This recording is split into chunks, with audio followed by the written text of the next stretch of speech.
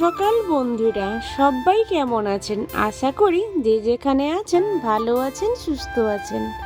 আমিও ভালো আছি আপনাদের ভালোবাসায়।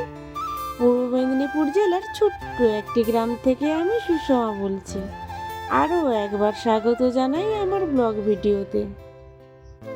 আজকের ব্লগ ভিডিওটা একটু অন্যরকম হতে চলেছে। আমাদের দৈনন্দিন জীবনে অনেক কিছুর প্রয়োজন হয়, তার মধ্যে একটি অন্যতম উপাদান হলো গাছ। আমাদের এই গাছগুলো অনেক প্রয়োজনীয় লাগে, তা তাদের উপকারিতা সম্বন্ধে আমি কিছু বলতে চাই। এই যে গাছটা দেখছেন, এটা হচ্ছে আম আদা গাছ। আম আদা গাছ যেরকম আমরা তরকারিতে খাই, সেরকম কারুর যদি আম বাদ হয়, খালি পেটে আম আদার রস যদি দেওয়া যায় তাহলে খুবই উপকার পাওয়া যায়। এটি একটি খুবই উপকারী একটা গাছ। এই যে গাছটি দেখছেন, এটা হচ্ছে বাসক পাতার গাছ। এই গাছের উপকারিতা হলো, কারুর যদি দীর্ঘদিন ধরে কাশি হয়, এই পাতার রস খালি পেটে মধুর সাথে মিশিয়ে খেলে অনেকটাই উপশম পাওয়া যায়। এটি আমাদের একটি খুবই উপকারী গাছ। এই গাছটি হচ্ছে কৃষ্ণপাদুকা গাছ। এই গাছের উপকারিতা হচ্ছে, কারুর যদি কোথাও কেটে যায়, তখন এই গাছটার পাতা দলে যদি সেখানে লাগানো যায়, পুরো চিটের মতো কাজ করে পুরো ক্ষতস্থানটা জুড়ে যায়। এটি আমাদের গ্রামাঞ্চলেই দেখা যায়, রাস্তার ধারে। এই গাছটা হচ্ছে কারি পাতার গাছ। আপনারা নিশ্চয়ই সবাই জানেন, এই গাছের পাতা আমরা চানাচুরে ব্যবহার করি, আর এমনি তরকারিতেও ব্যবহার করা যায়। তাছাড়া এই গাছের পাতা যদি খালি পেটে খাওয়া যায় তাহলে চুল পড়াও বন্ধ হয়, আর যাদের সুগার আছে তারা হলুদের সাথে খেলে খুবই উপকার পায়। এটি একটি খুবই উপকারী গাছ। এই গাছটি হলো একটি ঘাস, যেটা আমরা বলি কাঞ্চিড়া ঘাস। এই ঘাসের একটা উপকারিতা হচ্ছে, বাচ্চাদের চোখে বলো বড়দের চোখে বলো, আঞ্জনি বলে যে একটা জিনিস হয় না, সেই জায়গায় যদি এ গাছের আঠা লাগানো যায় তাহলে 2-1 ঘন্টার মধ্যেই নিরাময় পাওয়া যায়। এটি আমাদের সত্যি গ্রামাঞ্চলে সত্যি খুবই উপকারী গাছ। এটি হচ্ছে একটি লতা পাতা, যেটা আমাদের গ্রামাঞ্চলে বলা হয় রাবণ লতা। এই গাছের একটা বিশেষ উপকারিতা হচ্ছে, কারুর কোথাও যদি মচকে যায় বা ভেঙে যায়, এই গাছের পাতাকে দলে গরম করে যদি সেই মচকানো জায়গায় বেঁধে দেওয়া যায় তাহলে খুবই উপকারী পাওয়া যায়, তার পরের দিন খুবই উপশম পাওয়া যায়। এটি আমাদের গ্রামাঞ্চলেই হয়। এটি খুবই একটি উপকারী গাছ। এই গাছটা হচ্ছে পাট পাতার গাছ। এই গাছের পাতা যদি শুকনো করে রাখা হয় তাকে সুক্ত বলে। কথায় বলে না, সুক্ত হচ্ছে শরীরের মুক্ত।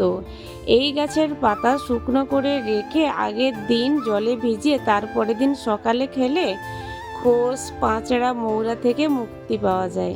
এটা হচ্ছে খুবই উপকারী একটা গাছ। এই গাছকে আমরা আঞ্চলিক ভাষায় বলি সাঁড়া পাতার গাছ। আপনারা কি বলেন জানি না, কিন্তু এই গাছের খুবই উপকার। এ গাছের পাতা আগের দিন রাতে জলে ভিজিয়ে রেখে তারপরের দিন সকালে মিশ্রির সাথে যদি মিশে খাওয়ানো যায় তাহলে খুব ভালো উপকার হয়। মানে যাদের শরীর খুব গরম হয়ে যায়, এই পাতার শরবত খেলে শরীরটা ঠান্ডা হয় আর অনেকটাই উপশম পাওয়া যায়। এটি আমাদের গ্রামাঞ্চলের একটি উপকারী গাছ। এই গাছটা নিশ্চয়ই আপনারা জানেন সবাই, একে আমরা হিমসাগর পাতা বলি আঞ্চলিক ভাষায়, কিন্তু একে পাথরকুচি পাতা বলা হয়। এই গাছের পাতার একটা বিশেষ উপকারিতা আছে, যাদের খুব পেটের ব্যথা হয়, এই গাছের পাতা থেতো করে ও পেটে বসিয়ে দিলে খুবই উপকার পাওয়া যায়। 1 ঘন্টা 2 ঘন্টার ভিতরেই খুবই ভালো উপকার পাওয়া যায় আর পেটটা ঠান্ডা অনুভব করা হয়। কিন্তু এই গাছটা আমাদের খুবই উপকারী লাগে, খুবই উপকারী একটা গাছ। এই গাছটা নিশ্চয়ই আপনারা সবাই জানেন, যাকে আমরা আঞ্চলিক ভাষায় বাদমরি পাতা বলি, এমনি বলা হয় কালমেঘ পাতার গাছ। এই গাছের একটা বিশেষ উপকারিতা আছে। এই গাছকে আমরা শুকনো করে রেখে দিই, রাত্রিতে জলে ভিজিয়ে তারপরের দিন সকালে খেলে খুবই উপকার পাওয়া যায়। যাদের দাঁত, হাজা, চুলকানি, খোস, পাচড়া হয় খুবই উপকার পায়।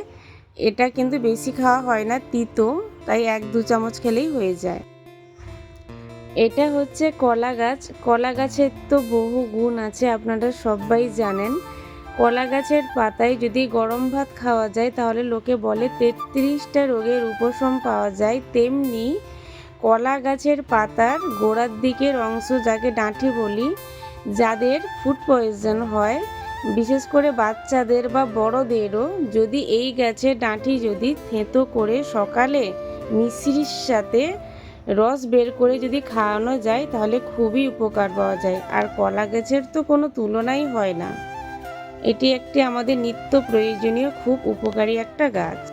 এটি হচ্ছে পিপলাস পাতার গাছ। এটিরও খুব ভালো গুণ আছে। এই গাছের পাতা যদি শরবত করে সকালে খাওয়া যায় সপ্তাহে 2-3 দিন, শরীর খুব ঠান্ডা রাখে, মনও খুব ভালো থাকে।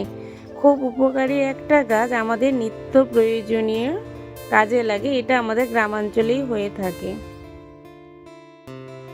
এই গাছকে আমরা বলি তেলাকুচার গাছ, যাকে আমরা আঞ্চলিক ভাষায় বলি পিতাতলির গাছ। এ গাছের পাতার একটি বিশেষ উপকারিতা আছে। যাদের মাইগ্রেনের প্রবলেম আছে, যাদের মাথা যন্ত্রণা খুব পরিমাণে হয়, যাদের পৈতৃক করা হয়, এই গাছের পাতা যদি থেঁতো করে কপালে যদি বাঁধা যায় তাহলে এই খুবই উপকার পাওয়া যায়। এটা আমাদের গ্রামাঞ্চলে হয়ে থাকে বা এমনি শহর বাজারেও হয়তো হয়ে থাকতে পারে। এটি খুব একটি উপকারী গাছ, যেটা আমাদের নিত্য প্রয়োজনে কাজে লাগে। এই গাছটা হচ্ছে অ্যারারুট গাছ, যাকে আমরা আঞ্চলিক ভাষায় বলি, কিন্তু একে সবাই চেনে কর্নফ্লাওয়ার বলে। এই গাছেরও একটা বিশেষ উপকারিতা আছে। যাদের ফুড পয়জন হয়, যাদের বমি হয়, অ্যারারুটকে গরম জলে ফুটিয়ে ঠান্ডা করে যদি খাওয়া যায় তাহলে খুবই উপকার পাওয়া যায়। এটি হচ্ছে একটি উপকারী ছত্রাক, যাকে আমরা মাশরুম বলি, আমাদের আঞ্চলিক ভাষায় ছাতু বলা হয়। এটি যাদের মারণ রোগ হয়, যাদের ক্যান্সার হয়, এটি রান্না করে খেলে খুবই উপকার পাওয়া যায়। এই লতা গাছকে আমাদের আঞ্চলিক ভাষায় বলা হয় মুসাকানি পাতা। এই গাছের একটা বিশেষত্ব গুণ আছে। যেসব মায়েদের গাইনো প্রবলেম আছে, মানে যেসব মায়েদের অনিয়মিত ঋতুস্রাব হয় বা হয় না, তাদের এই পাতা বেটে সেবন করলে খুবই উপকার পাওয়া যায়। এই গাছকে আমরা আঞ্চলিক ভাষায় বলি শতবারী মূলের গাছ। এই গাছের মূল হয় গুচ্ছ মূল। যেসব বাচ্চাদের প্রস্রাবের সাথে সুগার যায় বা বড়দেরও, সেই গাছের শিকড় যদি বেটে সেবন করানো হয় তাহলে খুব খুব ভালো উপকার পাওয়া যায়। স্বাদ মতো আপনি মিশ্রিও দিতে পারেন এর সাথে। আর এটি হচ্ছে অপমারণী গাছ। যেসব মায়েদের ঋতু প্রবাহ বন্ধ হয় না, এই গাছের শিকড় বেটে খাওয়ালে মিশ্রির সাথে খুবই ভালো উপকার পাওয়া যায়। এটি হচ্ছে দুব্বা ঘাস, যেটা আমাদের নিত্য প্রয়োজনে কাজে লাগে, যেমন পুজোতেও লাগে, তার বাইরেও এর অনেক গুণ আছে। এ পাতার রস কাঁচা দুধের সাথে সকালে সেবন করলে খুবই উপকার পাওয়া যায়। আর তার বাইরেও এর একটা গুণ আছে, কারুর যদি কেটে যায়, যদি কোনো প্রকার যদি রক্তবন্ধ না হয়, সেই জায়গায় থেঁতো করে বসিয়ে দিলে রক্ত তাড়াতাড়ি জমাট বেঁধে যায়। এই গাছটি হচ্ছে হলুদ গাছ। হলুদ যেরকম আমাদের নিত্য প্রয়োজনে রান্নাতে কাজে লাগে, তার বাইরেও এর অনেক উপকার আছে। হলুদের রস যদি থেঁতো করে সকালে খালি পেটে খাওয়ানো যায়, যাদের গুঁড়ো কৃমি আছে, খুবই উপশম পাওয়া যায়। এটা আমাদের নিত্য প্রয়োজনের একটি খুব গুরুত্বপূর্ণ গাছ। এই গাছকে আমরা আঞ্চলিক ভাষায় বলি কোপরা গাছ। এই গাছের শিকড় থেকে আমরা পালও তৈরি করি, যেগুলোকে শুকনো করে সারা বছরের জন্য রেখে দিই। ওইগুলোকে জলের সাথে মিছরি দিয়ে শরবত করে খেলে শরীরে খুবই উপকার আছে। আর যাদের ফুড পয়জন হয়, তারা যদি গরম জলের সাথে এটাকে ফুটিয়ে খায় তাহলে খুবই আরাম পায়। এটি খুবই একটা উপকারী গাছ। চলুন বন্ধুরা, আপনাদের সাথে গল্প করতে করতে 2-1 কমেন্টে রিপ্লাই দিই।